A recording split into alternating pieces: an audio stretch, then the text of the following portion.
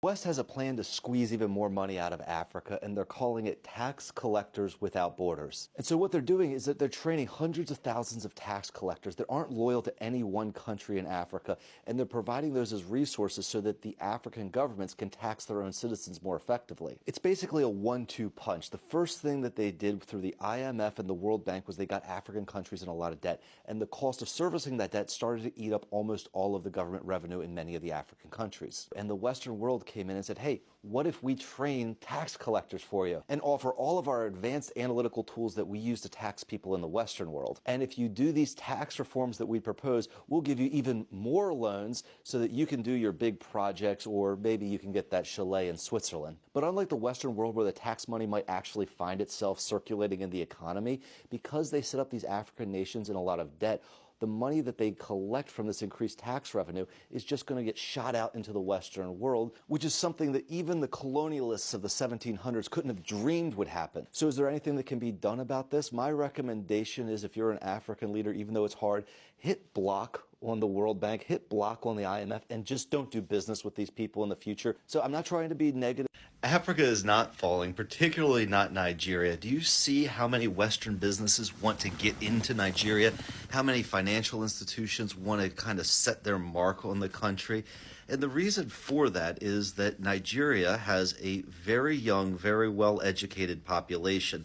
They also have a lot of natural resources, and they're really at this shift right now where they're going from a place where people just extract raw resources to a place where value is being added.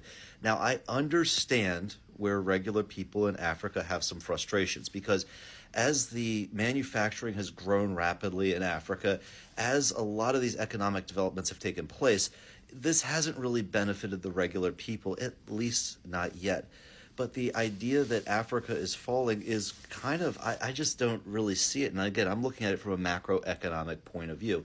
If I was to make a sports analogy, this kind of reminds me of when a young athlete is dominating at a certain level, and then they kind of go up to the big leagues, and suddenly they're going up against all the big players, and they don't look that good right away.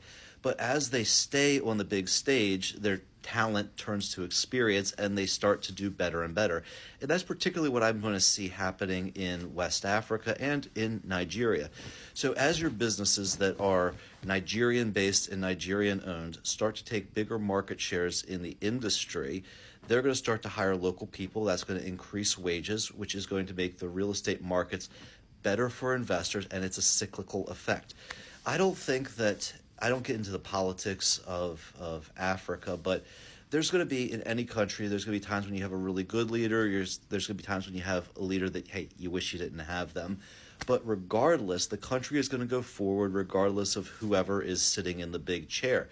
And I would say be patient with Africa, but you're not going to have to be patient too long, because I'm seeing the developments. I'm talking to the business people. I'm talking to the banks. Everyone sees rapid growth in the future, and my hope is that it's not just going to benefit the wealthy investors. I really hope and I think that it's going to benefit regular Nigerians and regular people of West Africa. Anyway, that's my thoughts on it, and hopefully I can give you a little bit more positive outlook on the country and the continent in general.